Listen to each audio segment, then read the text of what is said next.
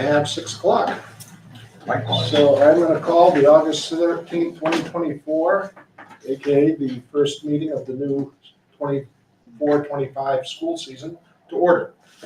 And we have 4 members present tonight.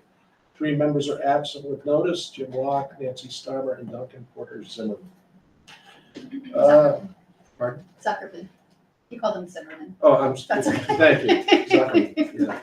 He's Pledge of Allegiance. You can all stand. Flags to my right.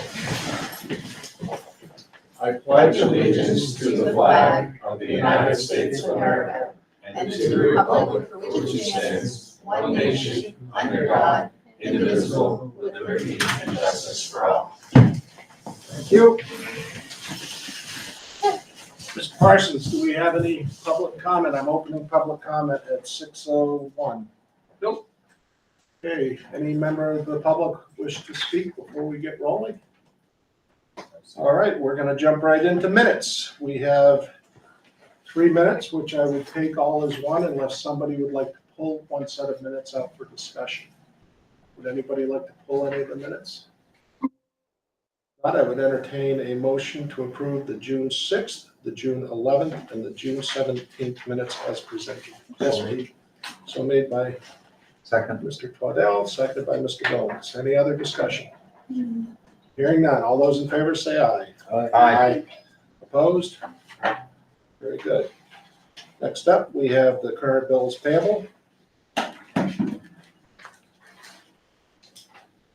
Any questions or comments on those?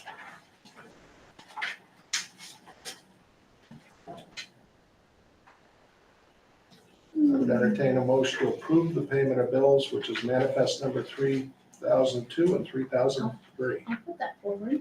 Thank you, Siobhan. Second. Seconded by Mark. Any other discussion or questions about the manifest? Hearing none. All those in favor say aye. Aye. Aye. Opposed? The manifest is approved. Thank you. I'm switching up the order, folks, out of respect of people's time. It's some old business. I'm jumping down to the grandfathers group. And Mr. Jones, who tends to be the ringleader, Wonderful. turn the mic over to you. I actually didn't think I was going to talk much tonight.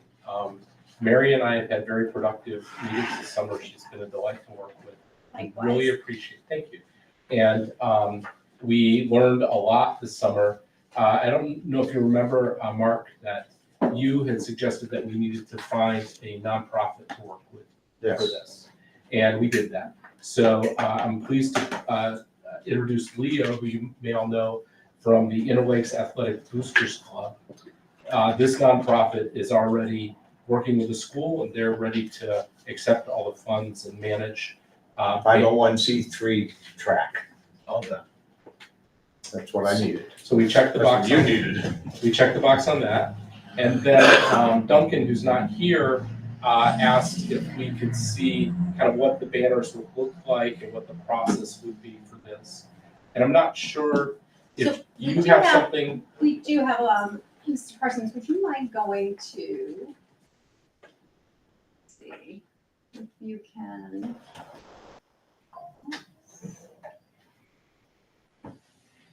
Probably on the agenda down Yeah. here. Yes, old There you go. business, okay. There should be, under that, Campaign banner? can you scroll up one more? Oh, sorry. Oops. I got ahead of myself. Let me go back. So we can show a picture. I gotta click happy. Let's go up one more, is it, Should be above it, right? it should, I don't I thought know. I just saw it beneath it. I saw this It's is that one. That one is the memo. Oh, no. It's a I had PDF. put in a picture of the field with the lights. I don't know why we're not able to quite pull it up right now. But that was some work with Pat Quinn, who is our art teacher and graphic artist. And so we did create a conceptual look of what the field, the hope is with 4 light posts. In addition, Pat had worked on some banners designed to go around the field, which we've got an old school copy of the photo there. But that is, really the hope, and that is the campaign to raise funds. And really what I think, kind of as a first part of this evening, the hope was that the board would be willing to make a motion to publicly state that if the full dollar amount is raised to do the lights, that the lights will be installed. So I think that was kind of the hope this evening, to start off with kind of a commitment on the part of the board to make sure to follow through if those donations are raised, which would come all through the Interlakes Athletic Boosters. I would make that motion, Mr. Chairman. Is there a second? One question, Bruce, how long is the quote good for? So how long, like, if I think fundraising took so long? I think it's 2 years from now. And things like that can still change, I'm not sure, I think the reality is that it'll have to be the full amount to do it. And if there's some costs, I think there was a $40,000 potential of hitting rock or something along that line, that the goal would be that the full amount. It's roughly 380,000 that we're trying to raise. And so as we're out there trying to raise the funds, we're going to work very hard to do it. And we just want to know that if it takes us a year and a half and we show up with all these funds, that we'll just go ahead and check the box and the lights will go in. That'll happen. So I think that's the first proposal. So, let's take it one at a time, if we could. So just a little historical perspective. We've talked about doing lights on those fields for a number of years, and during COVID, we actually came close because we had some ESSER funds, but then we had other pressing issues come up and it went back to the back burner. In my mind, if we have a local community group that's raising funds that want to fund the entire thing, I think the least we could do is make a commitment to them. That certainly, if you give us the money, we will build them, for sure. And that's what the Grandfathers Group and the Interlakes Boosters Association, is that The correct? athletic boosters, Yeah, as well as the Interlakes football, I do want to give Julie Hayward and Guy Donnelly some recognition. They've been working hard. And so you do have this evening, you have Leo Green from the athletic boosters. You have Paul Hackett from the Grandfathers Group. You have Kevin Keenan from the Grandfathers Group. And then obviously Bruce Jones. And Beaver Jutras has also been actively involved. Do you still want a second? Yes, I'll second. excellent. Is there other discussion on this? All those in favor say aye. Aye. Thank you. Thank you. Sorry, go ahead. No, it's great. And then the second one was that we had this great summer of working with Mary to talk about the idea of putting signage up on the field. And because this would be raising money and putting signs up on the field, it was asked about at the previous meeting, we wanted to make sure that we did that as well. Mary has outlined the process in a memo that I think is one of the links in this. And we're all happy with it. And we've also kind of set the pricing. So there's banners that will go on the fence, and they'll be up except for the snow months, so that everybody who's around the field would be able to see those. These would be consistent with the look and feel of the artist that worked with us. And then those banners will cost $1,000 a year, but a company could buy 5 years for $5,000 or 10 years for $10,000. And we would love them to buy $10,000 up front because it would all go towards the lights. The Athletic Boosters Club is volunteering to run around with zip ties to make sure these things are up and they look good, to print them, to replace them. And we've gone through a whole process with Mary to discuss appropriate companies and inappropriate advertisers. And that all seems very reasonable, things that are school appropriate. In addition to that, we talked about, well, if somebody wants to donate a light pole or be part of one of the light poles, we have a dollar amount set for that of $25,000, and that company would get their name on the light pole and mentioned at announcements for the next 2 years. And then the final thing was the scoreboard, and there was a lot of interest in the name of the field and whether or not a name could, advertising could go up on a scoreboard.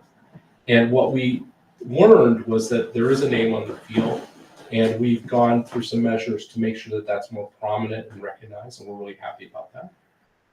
And then we thought that there is still some space underneath the scoreboard, and that we think that maybe there's 5 spots there, and that each of those 5 spots would be a donation of about $50,000. And that would last for the life of the lights, which is 25 years. And that company as well would get mentioned in the beginnings of, events and announcements and things like that. And the key would be that donations, they may be an individual, business, or organization with a connection to Interlakes community. And donation sponsorships from religious or political organization groups will not be accepted, and donation sponsorships must align with the policies and practices for the school district.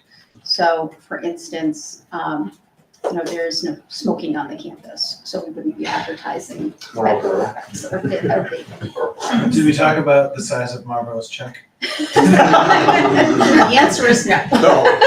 I couldn't help myself, sorry. And again, very appreciative that the athletic boosters would be taking on the actual printing, putting them up, all of Oversight that. of Yep. the banners. Well, and we would work with the school on that just to make sure, because I really like, I wish we could get that one image up. I do too. Because I really like how it's school colors, blue and white. And we think that it will really show a lot of team and school spirit. We're gonna try to Great. pull that up. Wonderful. We're waiting for that. I did have a chance, through this process, it's been wonderful to learn about Charles G. Burroughs. And it is Charles G. Burroughs Memorial Athletic Field. Dedicated in 1975. Yes, in I was 1975. gonna say, what was and- the era? Yes, 1975, and I want to thank the Grandfathers Group and Mr. Jones for doing some wonderful research on that. I also had a chance with Mr. Hilger's help to speak to Mr. Burroughs' son. Mr. Burroughs sounds like he was the type of individual that, we hope our students will aspire to have He similar. was the principal? He was actually a school board member, I believe I have that correctly, and he was also very significant in, I would say, bringing athletics together within the Interlakes School District. And so he was honored back in 1975. There was a rock that was brought over from the Beatty School in Sandwich, and that was used to place a plaque honoring his contributions. And so what we would like to do, since my tenure here, the field has always been referred to as the turf field. And this is like an opportunity to really, I think, give it the personality that people have been hoping for. Our students have wanted a mascot for a very long time, and I think this helps to start giving some identity to the field. So what we would like to do is really honor him with a sign above the scoreboard that really acknowledges his time and his work within the Interlakes School District and communities, as well as, and I have to thank the grandfathers again for their thought. Putting all 3 community names on it would be a nice way of, again, just building that sense of Interlakes community. I am pleased to share that we do have some savings on the signage from the front of the school. Hopefully people have had a chance to drive by and see the new Interlakes Middle High School sign. Is that the new one? Yeah, that's the new one is up. And That's it will longer. be improved. We'll talk about that shortly as well. But the board, I believe it was $40,000 that had been set aside for that. It's cost just $25,000 to date. In the manifest, there was the second half of a payment of $12,500. I think there might be a few more like masonry pieces, but they're not significant financial. So I'd like Mr. Swanker to work on using some of those funds to actually do the sign in Mr. Burroughs' name. Seems to be an incomplete part that we would like to finish. Nice. And it looks like the image is behind me. So that is what we are striving for, lights, and then the banners you can see. And I do want to thank Mr. Jones for the vision that he brought about that consistency. It has a different effect with wrapping the field in our school colors and our emblem that I think allows us to be honoring sponsors, but also to still create a sense of Laker pride, so to speak. Cool. So we are hoping you will consider our proposal to start moving in the direction of recognizing sponsors and donations in the way described in that memo. And you fully approve of that method? Yes, and have worked very well together, and again, I think keeping in line with, no religious, no political, a connection to the Interlakes community, and that it can't contradict, the rules of being part of a school. Thoughts? Memo seems pretty complete to me. So. I will say the same thing I say every time. Whale hunt first. Okay, now I get it. Does anybody want to make a motion? So Mr. Cornell has made a motion to approve the proposal. There's a second. I'll second that one too. Thank you, Siobhan. Any other discussion? All those in favor, please say aye. Aye. Thank you. Thank you all very much. Wonderful. And I think Jeff Burrows is going to produce a biography of his father, Charlie, and let us know a little bit more about him so that we can tie it. And maybe when we have lights and the signs up there, we could have a rededication and bring a family member back. Did share that in my conversation with him, that we'd like the opportunity once a sign goes up, that we are finding a way to celebrate his father, and what a great opportunity for the students to get to know him. And I think that the namesake Charlie has great grandchildren that are in Yes. the elementary school right now. So the Burrows and Sandwich continues. Are people from Sandwich, are we called Sandwichians? Sandwiches? Sandwiches. Sandwiches! No, it's real Called foxes. where you can coexist, right?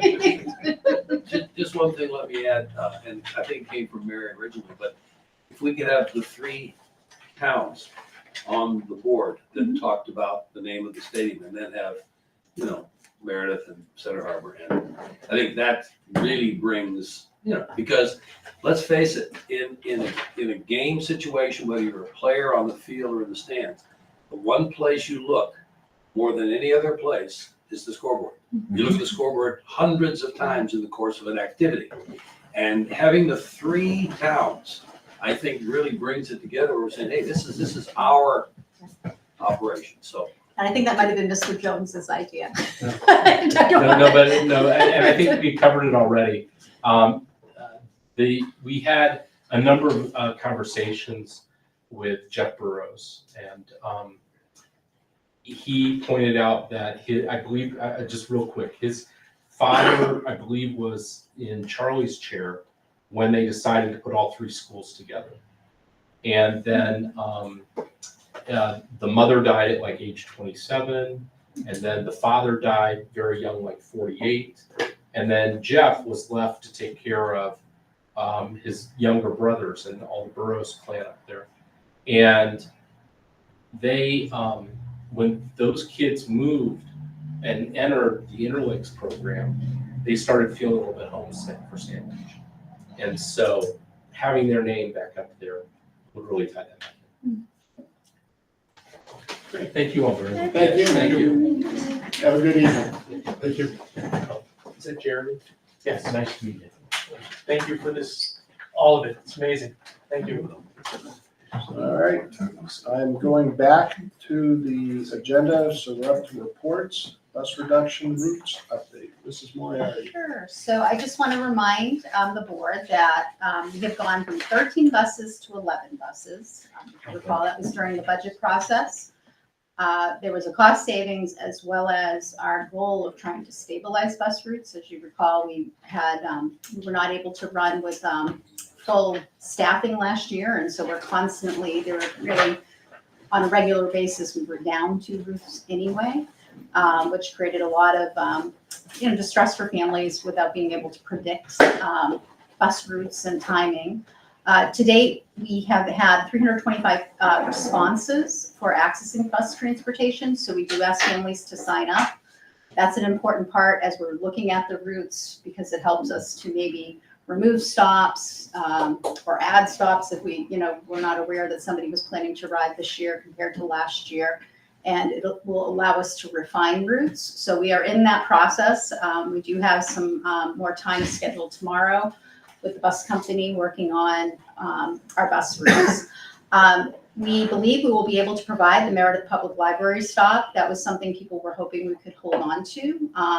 And that was done through a pass process that we had. I think it was about 15 passes after school between ILES and the middle high for additional seats on a bus that was stopping at the Meredith Public Library. That's been a great opportunity for kids to access the library, so we're pleased that we believe we're able to continue that. The other thing, according to the bus company, we still need 2 drivers. However, they've told us they have 4 people in training, and they believe that we'll be all set for the start of the school year. What I will say is, I think this is our hesitation, is oftentimes they have people in training and then it doesn't get to completion. But we will keep our attention to it, and making sure that we are also advocating that they bring in substitutes if they need to bring them from elsewhere, to make sure that we can be as stable as possible. The other thing I would just like publicly, reducing bus routes is a change, and it is often a painful change. So I think it's my thank you in advance to everybody for some patience. It generally will take a few weeks for things to smooth out. Right. And again, we did that because we were really working hard to trim the budget last year. Mm-hmm. We kept French, but we cut back on buses. Mrs. Moriarty, would you like to comment on a staffing update? Absolutely. So we are still in the process of looking for 1 elementary teacher for ILES, 2 tenths art teacher for Sandwich Central School. We have been looking for a speech pathologist, and I think we're at the stage that we're going to move to a different model. We're looking at a contracted service model that will most likely be a remote speech pathologist, and then hiring a assistant, either a speech assistant if we can. If we can't, then an additional paraeducator to work in tandem with that speech pathologist. This was a late resignation, and speech pathologists are definitely in shortage. Plus, I would say since remote became a popular thing to be able to do, it seems to be part of the field that I would say is transitioning to wanting to do more of a remote contracted type of service. I do think, if we, are advertising starting in January for a speech pathologist for next school year, I'm fairly confident that with our strong salary schedule that we will probably attract somebody potentially away from another school district.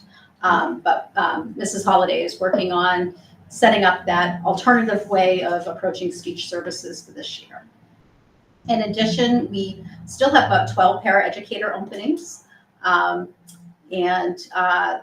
is something that with the new contract, we're hoping, we're continuing to try to press forward in filling those positions. We've had 35 applicants since May. So I don't have a comparison to last year, but we are going to try some additional advertising, trying to continue to promote the salary and benefits. But although it is certainly feeling very late, I do find that sometimes people do make the decision to start heading into that type of role, sometimes closer to the end of the summer. So my hope is we'll see some more traffic. I can say anecdotally that, I had a conversation with one paraeducator who did make the leap from their career to what I would say is probably more of a retirement position.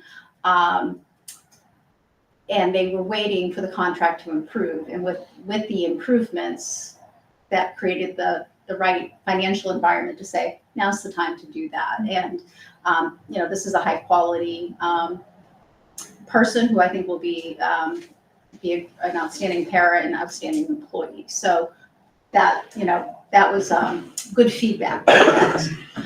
We are looking for 5 custodial positions, so that is out there. Right now, I will tell you, if you walk into ILES, into the middle high school in Sandwich, those 2 schools in particular, you will get palpitations.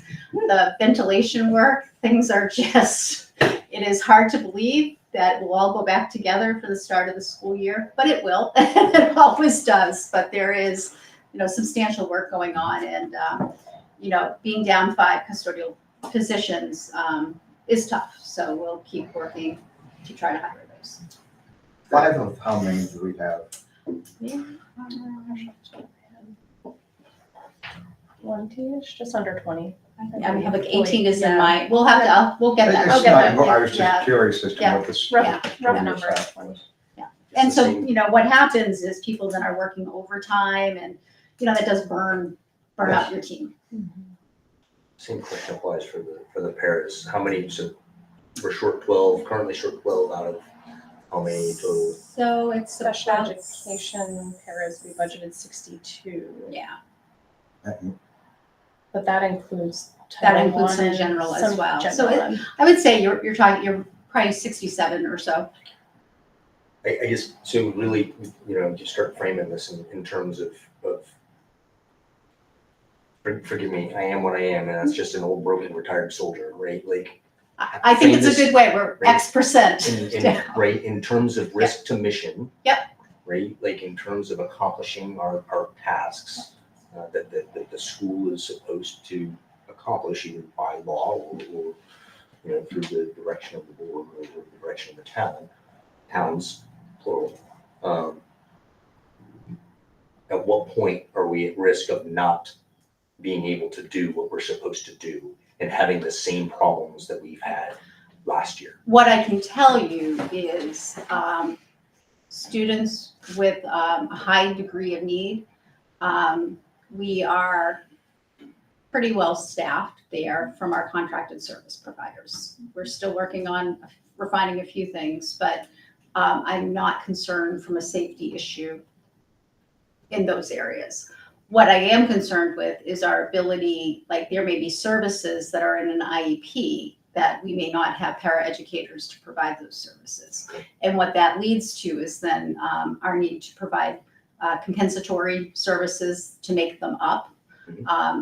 Or it requires us to rework schedules of maybe a special education teacher who then isn't able to do something else. So school will happen. Our high needs will be attended to, but there may be the domino effect down the line that maybe some other pieces won't be able to happen. Compensatory, that's a big word. Help me Sure, out. I'm gonna turn to Mrs. Holliday, because people always say comp services, and I said, I had to check it recently, and I'm like, that is compensatory, which has it's just a funny name. It's a long word, but essentially what that means in special education is that if we are not able to provide a particular service, we'll make sure that we're looking at another time within that year to be able to make up that service. So for example, if we did not have students right now that might be missing a paraprofessional, we'll take a look to see what happens to their instruction. Are they missing services? Is something lacking within their instruction? If it is, we'll take a look and we'll offer things like extended school year, summer programming. We'll take a look at, do we need to increase what we do at a different time when we are fully staffed? Are there some additional services that a student might need because they didn't get the services that was in their IEP at that time? So a different way to solve the problem. Correct. Yeah, but by still making up any missing time. So it might not be the same thing, but it's in lieu of That's a substitute. Correct. Okay. Yep, because if we can't provide it at that time, it is something that is outlined in the student's IEP. We are required to provide it. We just have to get, as Charlie mentioned, we just have to get creative about when can we do it and how can we do it and what can we do. And sometimes we need to even increase what we might have been giving for services originally because the child didn't get them at the time that they needed. What is the effect on the child? I mean, obviously, it's an individual thing, right? So, but if student A goes without a service that they need for the first half of the year, okay, like, yeah, well, we can offer you summer school because we can do that. Okay, but how far behind are they at that point? Right, and as you mentioned, because it's individualized, the team will take a look at what was it that the student's missing? What would we have expected that student to be at this point? We often know what a student's trajectory is for where their learning expectations should be based on how they've been learning in the past. So we'll take a look at that and say, oh, well, we expected them to be 2 grade levels ahead in reading or to a particular extent. If we're not there, we'll take a look at what can we do now that we have those services? What could we do to beef it up so that we don't keep a student behind and so that they didn't miss out on services that they were entitled to have? To try to accelerate the pace of learning that the service of the IEP calls for. So rather than going 30 miles an hour for 2 semesters, we're going 60 miles an hour for 1 semester. Well, again, it would depend on the student because Yeah, sometimes that's Sometimes that doesn't too work. fast. Right, Yes, but we want to know that we missed out on a service that a student was supposed to have. Okay. How can we make sure that they get that service? And did they lose additional education because they didn't have the service at the time that they needed? What do we do if, to use a great New England saying, we can't get there from here? We do, we figure it out. We're legally required to figure that out, so that's, that helps. When we take a look at what, we have to get creative. The nice thing is that we've got a nice group of a team of folks to help us with that. So we get creative, the families will help us with those decisions as well. They're an important part of that team process. So it's having the team feel comfortable, making sure that we're able to move forward. An example might be. I'm sorry, I get it. My point, and this is for everybody here, is what we're talking about is assuming risk when we start doing these things. And we saw what happens when we assume too much risk. We don't attenuate it, we don't mitigate it. We saw what happened last year, right? We had an issue at the end of the year when IEP wasn't followed and so on and so forth. That kind of wasn't a huge deal in terms of the waterfall effects. The one that happened at the beginning of the year was a huge deal and really kind of created some organizational turbulence within the school district. So, like, and Mary, I'm not trying to poke you. I'm not trying to. Yeah, no, I just want let's understand what that risk is going into the year. Yeah. So that so the board can help mitigate. If that means going back to the town and saying, hey, we need to increase the budget because we need to get somebody hired to mitigate, to fill this service, then let's identify that. Let's not just. I've been in too many organizations. Oh, boss, we'll figure it out. We'll figure it out until somebody's burning the candle at both ends, and then we get a real problem. Kind of.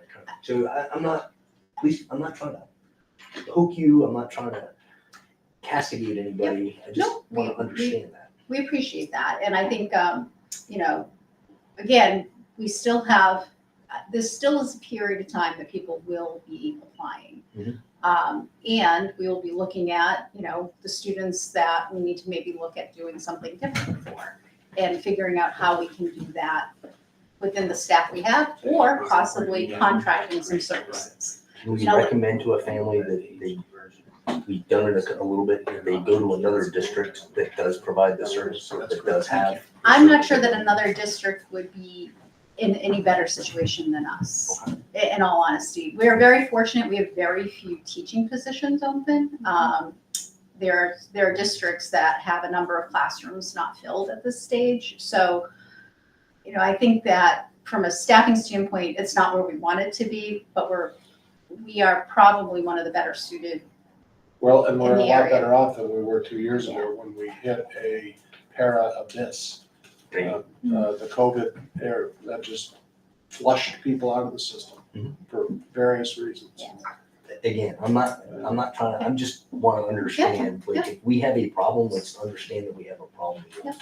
And what I would say, what would be helpful for the board, everybody you see, tell them we're looking for paraeducators, we're looking for custodians, bus drivers. And I think one of the things, if it can appeal to people, this can be a second act for folks. And it's a way of giving, you're working incredibly hard, but you're giving back to your community in a different way. Being able to get kids to school on a bus, like that is, you start a day off for a kid and you end a day off for a kid. Being a paraeducator, I will say I may have a grandfather who even indicated he might have an interest this evening. I think it's trying to tap into people who have maybe a strong desire to serve their community in a different way, and that they're a person who has a lot of qualities that then we can train up. So spread the word, I think, is what I would ask at this point. Certainly, custodians, having a clean building, provides a learning environment that, welcomes kids on a daily basis, that's clean and is also healthy. That's certainly something, if we have to look at maybe contracting a service to come in and support, that too is something that we can try to address. But we are being very attentive. We did have last week was our administrative team retreat, although now we're calling it a huddle. Retreat sends a very wrong message. It's intense. Day one of that retreat was about relationships. Day two was dealing with safety. And so we went over our elopement and physical aggression policy, which includes a behavior intervention plan for any student who has demonstrated physical aggression. So I think we are in a very solid place with that. In addition, we also spent time talking about special education and the importance of people following special education, 504s. And we have dedicated time for our opening that Mrs. Holliday will be organizing training that will be at each school in that area. So we're making some deliberate efforts to start the year off on the right foot. And I'll keep you posted with how we're doing. If we're short on resources, we have to find a way to get the resources. And that support is wonderful because, again, we can continue to look at contracted services, which can be more expensive. But the support to know that, the board would like, I'm assuming, us to be as well staffed as possible, it is appreciated. Any other staffing questions? Hearing none, Mrs. Moriarty, would you like to talk about summer learning updates? I am thrilled to welcome this evening representatives from each of our schools, as well as Mrs. Holliday. So we have first Mr. Boucher. It is his very first school board meeting in Interlake. So welcome, Mr. Boucher. We won't put you on first to give your update. We have, well, you know what we're gonna do? We're gonna have Mr. Hilger, because he's the veteran there right now. I love going first. And then Mr. Femia is here from the middle high school, and Mrs. Holliday will talk about extended school year. Summer learning at Sandwich Central School was an intimate affair this year. Despite my best efforts, even to the point where we went open enrollment, we only got 8 kids. But those 8 kids enjoyed a wonderful 3 weeks with Mrs. Petiti and Mrs. Reed. Literacy-based instruction, mathematics instruction, all done through the lens of the Summer Olympics and STEM-based science projects. Every time I stopped by, they were having a wonderful time. Building, competing, writing, measuring. I and there was a lot of medals handed out. So I think the kids had a great experience. So thank you for the support and gratitude to Mrs. Petiti, Mrs. Reed, and Ms. Cunningham, because they really ran the show. Nice. And Mr. Benny, I can talk about middle high. Yeah, absolutely. So at the high school, our lead teacher was Sarah Otis. We had 16 students who were invited to attend summer learning. 11 of those students were invited to complete one course. 4 of those students were invited to complete 2, and 1 was invited to complete 5 courses. 12 out of those 16 invited did attend, of which 10 of those students were able to complete coursework and receive credit. 1 of the students was actually able to complete 2 courses and receive credit for those, for a total of 11 courses completed where credit was received. In all, students attended for approximately a total of 122 hours of summer learning, so that was great. At the middle school level, including last year's 7th and 8th grade plus last year's 6th grade who was entering our middle school. And the lead teacher there was Jocelyn Judge. On average, we had 15 students attend each day, with the very minimum being 11 students on any given day, and the maximum being 17 students. 7 of those students actually had perfect attendance, so that was wonderful to see as well. The middle school summer program theme was the Olympics as well, and the book that the students worked on was The Boys in the Boat. They had 2 field trips over the course of that time. One was a sculpture walk scavenger hunt downtown, and the other was to Squam Lake for rowing demonstrations, and the students were able to see what is a skull, which I understand is a boat. I don't know much about that. It can be other things too, Charlie. Yes. When I first read it quickly, I was like, well, that's interesting. So, no, it's a boat. Mr. Benny is a little water adverse, right? Yes, Is that correct. a fair statement? That Okay. is fair to say. Additionally, students worked on reading and writing, history, and math. They learned about the Olympics, they learned about Greece, they learned about rowing. They've done a number of athletics with an emphasis on Olympic sports and events. And Mrs. Judge did inform me that although the students tried really hard and did an excellent job, they unfortunately weren't able to break any Olympic records. Thank you. Quick question, Charlie. So Yes. the kids that were invited, you had 4 that didn't come at all. Correct, Does that mean they're starting the school year behind? correct. Unfortunately, yes. And that those other kids that did attend, they're on par? Um, Or do they go For those ahead? courses. For those courses, they are on par. I would say out of the 12 that attended, at least to my knowledge, 8 are going to be caught up. But there are going to be a few that are not, and the 1 student that had been invited for 5 courses clearly is still going to have work to do. Sure. So students have, if the teacher may say that you are, have not demonstrated enough competency, that you really do need to retake the course, like, probably that's more of you haven't demonstrated any evidence, insufficient evidence. You haven't produced anything for us really to judge where you are, and there's so much of that it would make sense for you to repeat the course. Other students who are in a position that they just need to master certain competencies and that it is obtainable have a summer and a semester to do that. They have a timeline they have to do it within. And if they don't do that, then they would have to, if it's a required course, have to take the course over. Before we take. All right. Thank you. I'm gonna head out. I just felt it would be rude to leave without saying. It's really nice to know that there's a room full of people who actually care. They're paying the time and energy, so I love that very much. Have a lovely evening. Thank you. Thank you. All right. And so we have Mr. Bichet. All right. Well, first of all, thank you all for having me here for my first board meeting. Definitely appreciate that. So summer learning this summer. First of all, big thanks to Trish Parsons, the lead teacher. Got a lot of that stuff set up, as I'm sure you know. Obviously, I'm new, but also Emily Hebron, our student services coordinator, and Hillary Martin, our new assistant principal. We're all new to all of that, so a lot of the work was done. I think Mr. Hildrer actually did a bunch of that as well, getting things set up to begin with before we came in.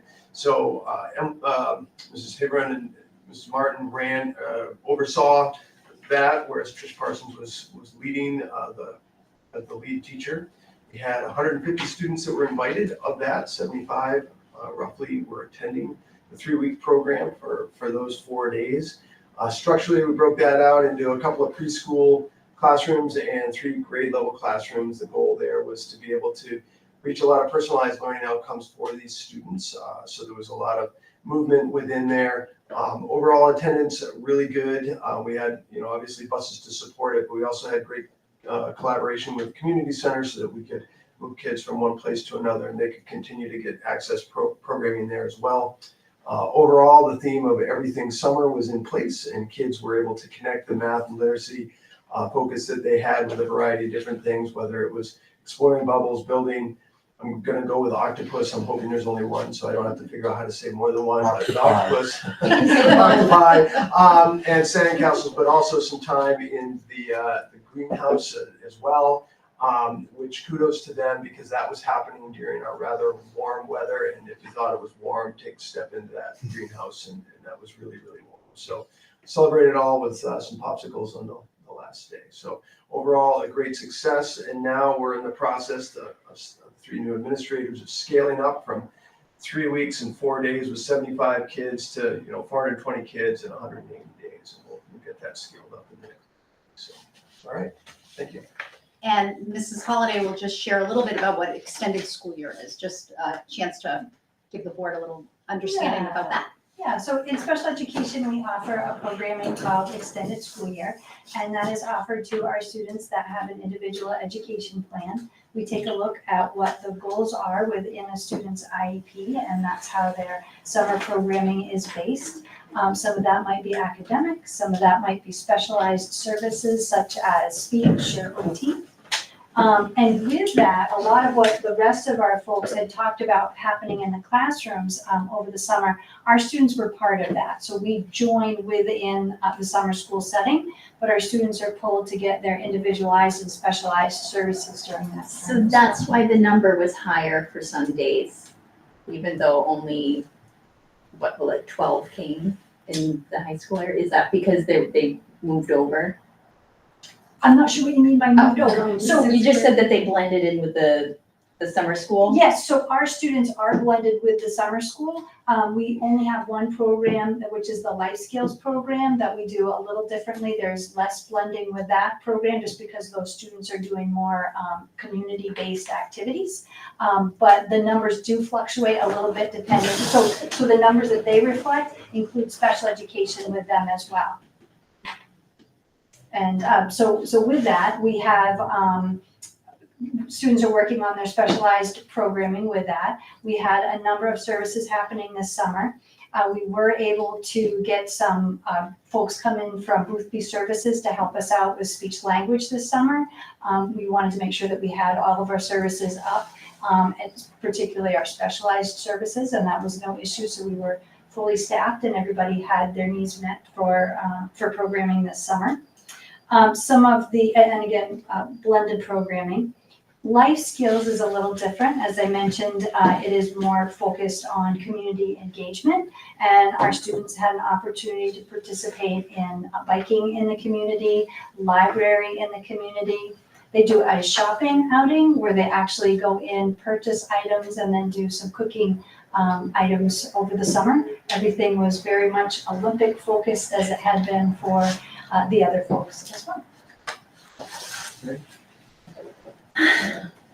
Any other questions or comments from the board? All right.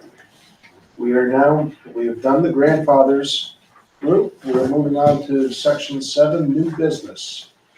We have a donation in the amount of $34,000 for an electronic message center for the Earlitz Middle High School sign. Mrs. Moriarty, please. So I think he may be He's online. not. He's not, okay. So Mr. Bill Athanas, who is the former vice principal for the middle high school, has made a very gracious donation of $34,000 to do an electronic message board for our new sign. And Mr. Athanas has over 51 years of education experience. And he is an individual who was so student-centered. It was why he did the work that he did. And I can tell you, he was a person that every kid in the school knew his name and he knew theirs. And he was that person welcoming every kid at the moment they got off the bus and wishing them well at the end of the day. I think he attended every athletic event that happened within a school year. In addition, he was responsible for starting a floor hockey league, which was an opportunity for maybe students who were not engaged in a more organized athletics. This was more like an intramural, and he built a lot of strong relationships with students over that period of time. Truly a person who just has served and continues to want to serve. And has made this very gracious donation. I did have the chance to speak with Mr. Thamus yesterday, and it was great to catch up with him. And what I would like to do at some point, once it's all in, is that we have some kind of celebration for him. This is quite a Absolutely. donation. And I know that there are many people within the community who would like that opportunity to say hello to Mr. Athanas again. I think it was one of his final days. I think it was like Mr. Athanas Day, and there were fire trucks. There was a big display of affection for Mr. Athanas. So I humbly ask that you accept this with great gratitude. This is an incredible gift.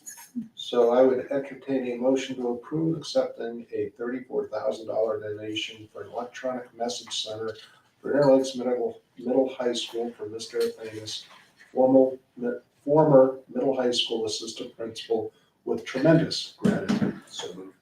I'll second that one. Moved and seconded. Any other discussion? Hearing none. All those in favor say aye. Aye. Thank you, Mr. Athanas, if you're listening.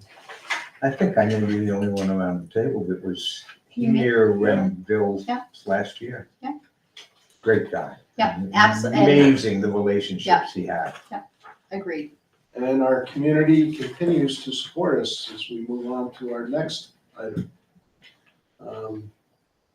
Mary, do you want to speak to this? Absolutely. So we have Revel White Mountain Race Series is donating $840 for alpine skiing, as well as $840 for Nordic skiing. And we would request that the board consider accepting those donations. Would anybody like to make a motion to accept the gifts as presented? I would make that motion, Mr. Chair. Thank you. Seconded by Mr. Claudel. Any other discussion? Hearing none. All those in favor say aye. Aye. Aye. Thank you very much, Rebel White Mountain. May I just interject that Laker Bots has formed a boosters. And so Like a donate- formal, Yes, they've gone through all the paperwork to do the 501c3 and I believe that is Caleb's, Terrio's, excuse me, mother was Maybe. instrumental in that. And so donations for Laker Bots will be mostly funneling through there. So you won't see as many donations coming forward for Laker Bots, but that doesn't mean that they're down. What Mr. Derek and I discussed is maybe periodically he'll just do some kind of update so the board is aware of what they're receiving. Yeah, I think it's important that we know.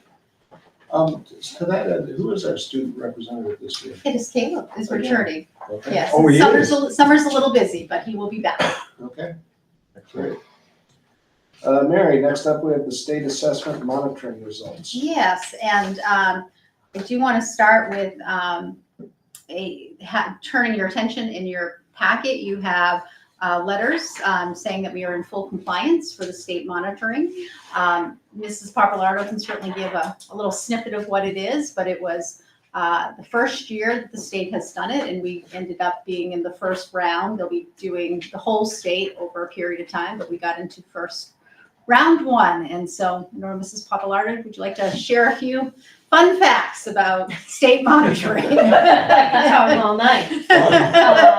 But Just 3 minutes. essentially, the department's Bureau of Assessment and Accountability produces a pretty hefty manual each school and charter school in the state of New Hampshire is, given the great task of assuring that so many I's are dotted and T's are crossed in the planning and preparation that goes on for weeks and months that leads up to the actual date that we administer the assessment.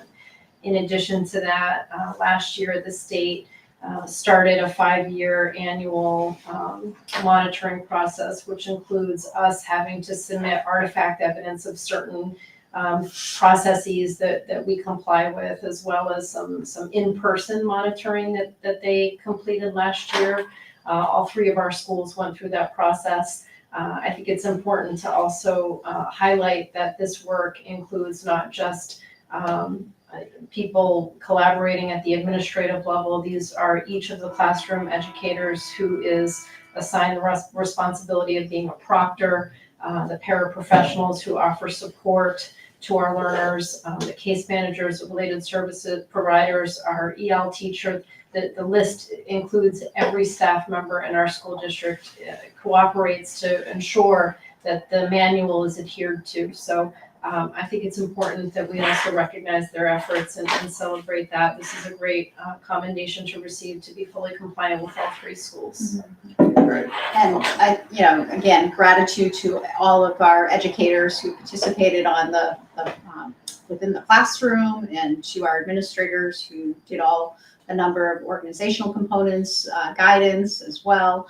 But I do want to take a moment to really congratulate and thank Mrs. Papalardo, because this was no easy task, and she led this work, and it was diligent about making sure that all of our I's were dotted and our T's were crossed. So I'm sure it probably gives new meaning to the words herding cats. It just smells that way to me. good job. And since we have your attention, Erica, when is it we can expect SAS results? Great question. So we already have our raw data. Essentially what happens, we get most of our data pretty quickly after the students complete the assessments. The process is a little lengthy because the state goes through a series of waiting for all of the data to come in. The state also starts to do all of the state averages at that time across every school in the state. Usually end of September, early October. What the department does is they essentially dump all of the information into a massive spreadsheet, share that with the superintendents. We call that embargo data. That data is shared back to the districts, and our responsibility is to comb through it and assert that everything in it is in fact accurate. Should we find errors, we have a window through which we are able to report those back to the department in order to get those errors resolved. And then all of the data is made public. And so the estimation is probably mid-October is when we can expect to see the state performance. There's also a series of accountability rules that are applied to the data. So, there are some rules that require the state to look at, for example, participation rate. So schools that don't successfully meet participation rates get some penalties applied to their data. So currently the data is raw, and hopefully by mid to end October, I'll be able to come back and share with you some updates from last year's performance. Great. We're all looking forward to that very much. We are looking at our performance, so Yes. with the raw data, we Yes. just don't have the comparison to the state or others. And that was Mrs. Papalardo led a data dive during our administrative huddle, and we'll be working on that with our staff at opening days. Great. Thank you very much, Erica. Thank you. May I Mr. Athanas was on but got off, Oh, okay. because he didn't want to be on. Oh, But he wanted me to let him know if the donation got accepted. yes, absolutely. So if you don't know him, he had a great sense of humor. So he replied with, "Go Lakers. Hopefully it's in place before the snow flies. So then Mr. Roy will be a little warmer this winter, not having to put up the letters." Because if you've driven by, you see a path and you see Mr. Roy out there placing the letters. Which Well, I just thought was thank funny. you, Mr. Athanas. Great. Grant awards. So we want to bring to your attention a number of grants that we have received. $6,000 in the Farm to School School Gardens grant. I want to thank Mr. Claudel, who was instrumental in writing that grant, along with support from Mrs. Dolph. So that is $6,000 that has been received for our greenhouse. Interlakes Transportation Aid Grant, the Hewitt Technical Center Transportation. I asked Mrs. Temporino, our retired assistant superintendent, to write that grant on our behalf. And we were awarded $160,000 to support transportation to the Hewitt, which is significant. Which had already been in our budget. Correct, correct. Security Action for Education, SAFE grants. We had applied for a third round of SAFE grants. We had received round 1, round 2. We were waitlisted on round 3. The state informed us that our wait list has been removed and we are receiving $100,000 for the middle high, $92,500 for ILES, and $89,500 for Sandwich. A lot of that is going to be surveillance components, servers. Am I correct about that? Is it Yes. all hardware? Yes, yes, yeah. So the challenge of this is these funds must be used by December 31st. So that is that's a tight window. But Mr. Swanker is up for that challenge. And hopefully on January 1st, we'll be able to relax because ventilation will have been completed and the safe work. Thank you. Next up, policy. Procedure plans, Mrs. Moriarty. So so kind of trying to share a few things here. There was an update to Title IX, which has forced an update to a number of policies. As we were working through that, it made sense for us to look at pulling out procedures out of policy, as well as a plan for the presence of discrimination, so that it allows us a little more flexibility to be able to fine tune those procedures and plans. For instance, yesterday, we had training for many of our administrators on the new Title IX regulations and requirements. And during that process, we finessed our procedures further. For instance, we are required to have a Title IX coordinator and human rights officer. Mrs. Holliday has taken on that role for us. The reality, the new Title IX regulations are, I would look at it as like there's like a wider net of potential things that are going to fall under Title IX than the update in 2020, which was much more narrow, as well as the location of where things may happen. So it's a much wider potential for us to need to be reviewing whether something falls into a Title IX matter. We originally were looking at that based on some sample procedures of having Mrs. Holliday try to do that, but as we sat through the conversations with legal counsel doing the training yesterday, that's just not manageable. To be frank, there may be a time that districts are looking at a full-time Title IX coordinator and human rights officer. The expectations are becoming greater, and it could easily be a full-time job. We decided it was not manageable to ask somebody who already has a full-time job to take that on too. So we ended up going with a model that includes deputies. So a deputy Title IX coordinator and human rights officer, which will be Mr. Femia at the middle high school. Mr. Hilger will do that at Sandwich Central School, and Mrs. Martin, our new assistant principal at ILES. And they will work in concert with Mrs. Holliday. But our objective was to pull all these procedures out so that we can finesse them and work on them and improve them rather than needing to go through policy. So that's really what you have. The plan is the one thing that is not a procedure, it is a plan, which it had been included in our non-discrimination policy. It is the plan for, lost my spot. I have 5 attachments. The top one is AC1 plan. Yes, that is the one. So AC-1 plan, that is a requirement under state law. The one change, so what we're suggesting, we're send it as policy, we maintain it as a plan.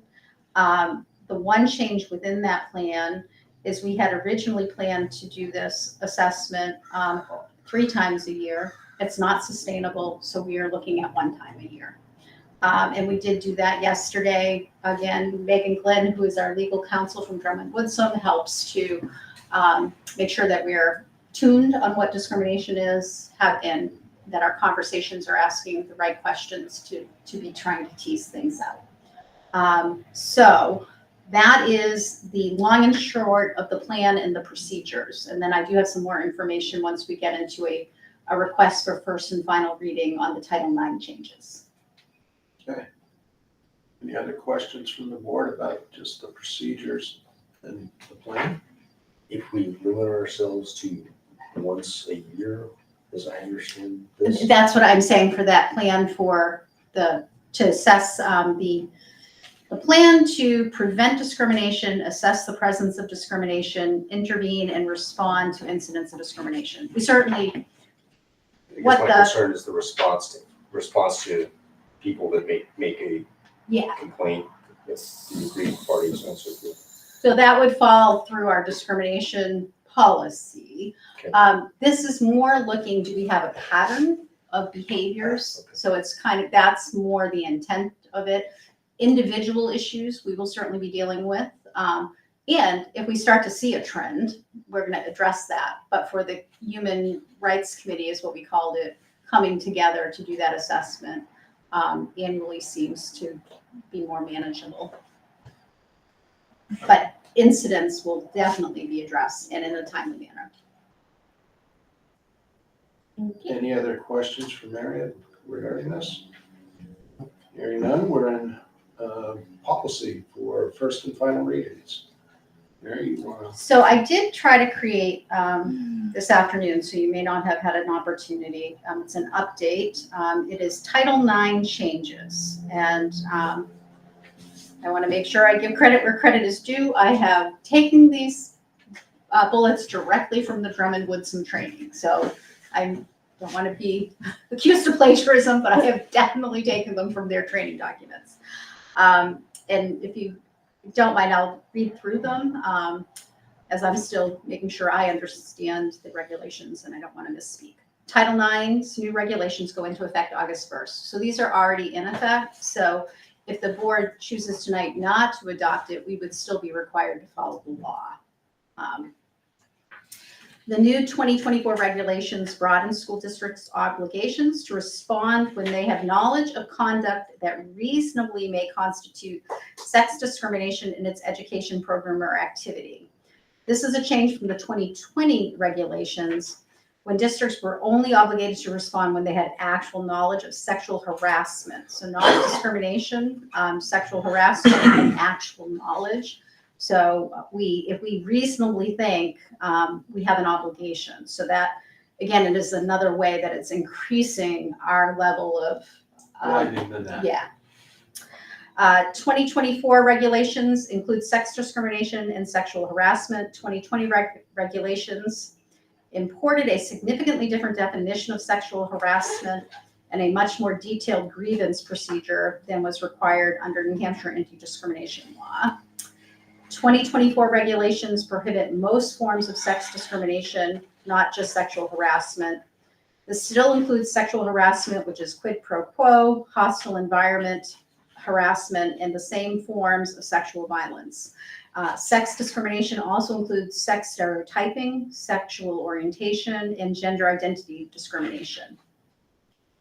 2024 regulations, schools now have an affirmative obligation to provide pregnant students with the Title IX coordinator's contact information upon learning of a student's pregnancy. 2024 regulations require consideration of the totality of the circumstances to determine whether conduct that occurred outside of school should be addressed through the school's Title IX procedure. Practically speaking, schools should address the alleged conduct if there is an impact, possible hostile environment for the student at school. Also, the 2024 regulations include annual mandatory training for staff.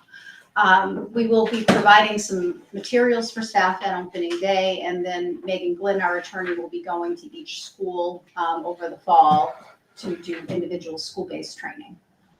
Great.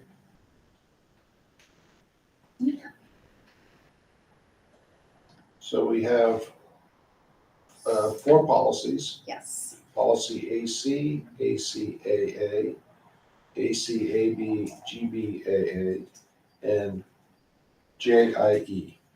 Yes. And these policies have all been updated based on Drummond Woodsum's model policies. Drummond Woodsum created model policies.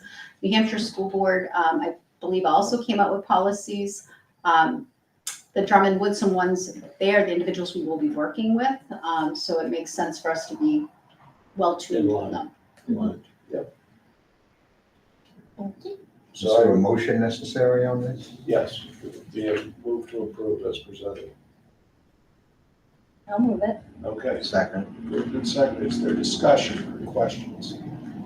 Hearing none, all those in favor say aye. Thank you for your support. Thank you. And I want to thank the team because this is hard work. I And thank you. Or we're deputies now. Yeah, you They should would get a like badge. badges. They want badges. So I'm gonna start calling you Fife, Mr. Miller. And I got one, no, I don't have it with me. All right, next up, we have the first reading for student transfer EEA and 6152. Mary, go ahead. So EEA, we have updated to what the New Hampshire School Board Association has. In addition, I will say our old policy did say that the effort was to make bus routes under an hour. Quite frankly, we're reducing 2 bus routes that may not be possible, so we have taken that out. At this time, it's At not this gonna time. happen. Probably not. No.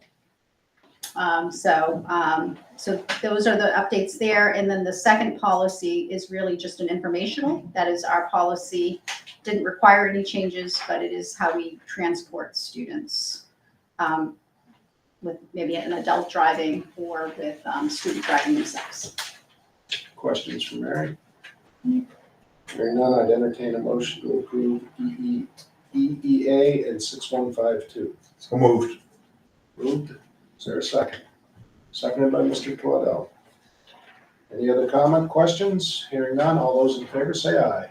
Aye. Hi. Very good, they are approved. Next up, we have second readings. We have a whole slew of them. Policy ACE, policy ACF, policy ADB/GBEC, policy ADC/GBED/JICG, policy BGAA, policy EEAA, policy ECAF, policy GBEA, policy IHBA, policy IHBA-R, and policy JI. So I have one comment if Yeah, please possible. do. ECAF, audio and video surveillance on school buses, if you are able to select that one and go to page 2. I had indicated that I would try to come up with something about school district. It says note concerning audio recording, if you see that section. It said, in no event, however, shall the recording be retained for longer than 10 school days unless the school district determines that the recording is relevant. I did not insert that, but I do think it would answer the question. The school district is any administrators associated with the school district, so we could certainly add that if that's helpful. Questions or comments on any of the policies before us? Hearing none, I'd entertain a motion to approve the policies as presented. Would you like what the school district refers to administrators added? With that edit? Or- Who's that open, who does that, excuse me, Who does that grant authority to So, say retain? so building and district administrators, I think, would be decision makers about whether or not something should be retained. And how long can they ask that it be retained? So it could become a permanent part of a record. Right, but Yeah. but until that decision is like, if student Waddell is in trouble, Yeah. obviously that should be made, a recording should be made part of his record. But until that occurs, how, like, So is we it have an to- extension of another 10 days? Is it an extension of 20 days? Is it indefinitely? So it could be while an incident is being looked into. So, so if that 10-day period is come and gone, but we are still looking into the matter and holding on to as part of it, the building, the administration has that opportunity to make that decision. What we would need to decide though is this something we need to keep? Or is it something that we've made the decision, we've documented it, this no longer needs to be video that's held on to so that it can be destroyed? Yeah. I guess my concern is that on the one hand, it's almost easy to say as whatever administrator, hold on to this and for another 10 days, 15 days. Like, what is the trigger to ask for an extension? So If there's a complaint made or something. So the administrators there is no request there for an extension. Or direction to not destroy. So it's really based on their judgment. Like if, again, an issue maybe it's a bullying issue that is taking longer to resolve, which does have a process for an extension. And so they're holding on to that while they finalize that. I would say in most cases, 10 days is a lot of time. Yeah, I don't have a. You know, so, you know, it's usually, it would be something substantial that is probably taking longer. And probably something that might be more of a safety related matter. Maybe it's worth putting in there something, language to the effect of, until the matter for which it was, is resolved. Yep, or a decision to maintain it as part of a student record. Right. Yep. Yep. We could circle back with that one. So Would that be helpful? That would be, Yeah. so I would entertain a motion then to approve all of them except ECAF, ECAF. so moved. Second. Moved and seconded. Any other questions? All those in favor say aye. Aye. Thank you, Mary. Thank you. Next up, we have several to talk about rescinding AC-1, GBAA-R, and 5151-R. So this is the plan and the procedure that were included in previous. So it's cleaning it up. Is there a motion to approve Cleaning it up? rescinding these? Yeah, I'll move that we endorse cleaning it up. okay. Seconded by Ms. Connolly. Yeah, I love cleaning up. All right, all those in favor say aye. Aye. Aye. Thank you very much. All righty, we are at 7:20. Mr. Parsons, do we have any other public comment? Not online. Do we have any other public comment here? You're just enjoying the view? You're just enjoying the view? Enjoying the view. Excellent. He's been This here is- before. This is former superintendent, Mr. Burton. Hello. What brings you here tonight? Curiosity. Nice. This first school board meeting I've attended since 2011. Wow. Wow. Whoa. Welcome back. We'll take notes after. Well, Well, thanks for coming in by. fact, your mother hired me. He was on the board that hired me. Yes, as I recall, yeah. In 1979. She liked you. Is that past tense? I like her. Yeah. Oh. Great, well, thanks for coming tonight, it's a pleasure having you. All right, so I'm closing public comment at 7:20, so now I would entertain a motion to go into non-public session, RSA 91-A:32C, which includes matters which, if discussed in public, would likely affect adversely the reputation of any person other than a member of this board, unless such a person requests an open meeting. So moved. So moved by Mr. Twidell, seconded by Mr. Billings. We need to poll the board, we don't have the secretary, so I'll do it. Mr. Twidell. Yes. Ms. Conlon. Yeah. Mr. Billings. Yes. And I am yes as well. We are on to non-public. Thank you all for coming this evening. Mrs. Papalayo, I love your skirt. It is excellent. Thank you. We're hoping she opens an Etsy store. You make your things? I'm obsessed. That's good. Thank you. I can follow up about that another time. All right. Good night.